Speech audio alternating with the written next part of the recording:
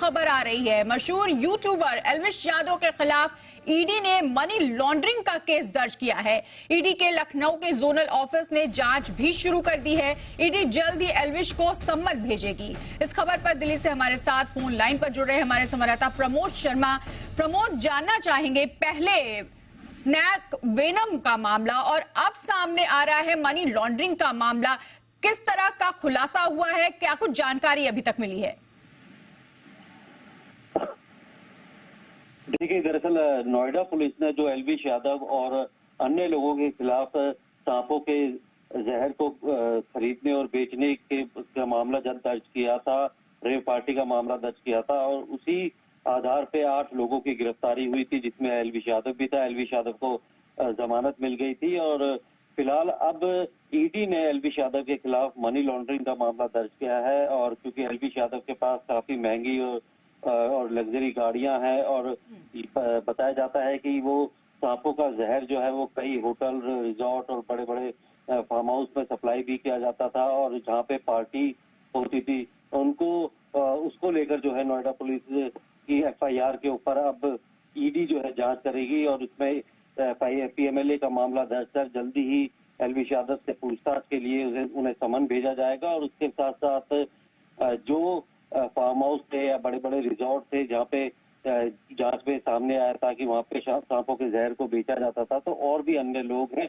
उनको भी समन भेजकर पूछताछ की जाएगी कि कहीं सांपों के जहर के जरिए कहीं बहुत ज्यादा अकूत संपत्ति तो एल्विश यादव ने नहीं कमाई है। प्रोसीड ऑफ क्राइम में तो वो नहीं आता है, क्योंकि जिस तरीके से अपने वीडियोज में वो महंगी महंगी गाड़ियों के साथ और लग्जरी गाड़ियों के साथ दिखते थे, तो वो कहाँ से खरीदी गई है उनका स्पष्टीकरण जानने के लिए ईडी जो है एल्विश यादव को समन भेजेगी और उनसे पूछताछ करेगी। तो कहीं ना कहीं एल्विश यादव की मुश्किलें अब बढ़ गई हैं, क्योंकि अब मनी लॉन्ड्रिंग का मामला दर्ज हुआ है। इससे पहले वन्य जीव अधिनियम और अन्य धाराओं में केस दर्ज किया गया था और जिसमें जमानत जो है एल्विश यादव को मिल गई थी। लेकिन मनी लॉन्ड्रिंग के मामले में अगर कहीं पे भी प्रोसीड ऑफ क्राइम पाया जाता है तो एल्विश यादव की मुश्किलें और भी बढ़ सकती हैं। बिल्कुल, तो स्नेक वेनम मामले में जमानत मिल गई थी, एल्विश यादव को थोड़ी राहत मिली थी, लेकिन अब मनी लॉन्ड्रिंग का केस ईडी ने दर्ज किया है। जानना चाहेंगे प्रमोद की कहां से तार जुड़ते हुए नजर आ रहे हैं?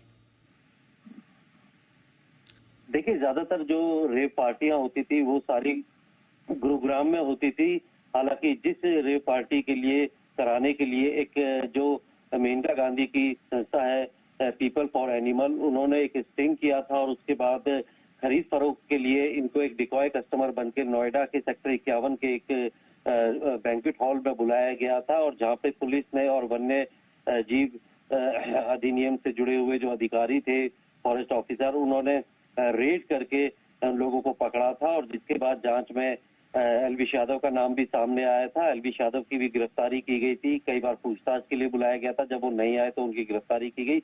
अब जो है उसी जांच में ये निकल के सामने आया है कि काफी सारी रेव पार्टियां वो गुरुग्राम में हुआ करती थी और उन पार्टियों में जो स्नेक वेनम है उसका इस्तेमाल किया जाता था। जो स्नेक वेनम जब्त किया गया था 20 ml, उसको जब जयपुर की FSL में भेजा गया था तो वहां से भी रिपोर्ट पॉजिटिव आई थी, जिसके बाद NDPS एक्ट का केस भी जो है वो FIR में जोड़ा गया था, सेक्शन जोड़ा गया था और अब ईडी जो है वो prevention of money laundering act के तहत जो है एक अपनी ECIR दर्ज करेगी और साथ में की है। और जो लखनऊ का जोनल ऑफिस है ईडी का, वो अब इस पूरे मामले की जांच करेगा और उस जांच में शामिल होने के लिए एल्विश यादव को भी समन भेजा जाएगा और उनसे पूछताछ की जाएगी और इस पूरे मामले में एल्विश यादव से जुड़े हुए जो लोग हैं उनसे भी पूछताछ की जाएगी। तो एल्विश यादव का रहन सहन, उसकी शान और शौकत से भरी जिंदगी को देख करके, उसके रहन सहन को देख करके ईडी ने ये कार्रवाई की है। मनी लॉन्ड्रिंग का मामला है क्योंकि उनके पास बड़ी गाड़ियां हैं, लग्जरी लाइफ जी रहा है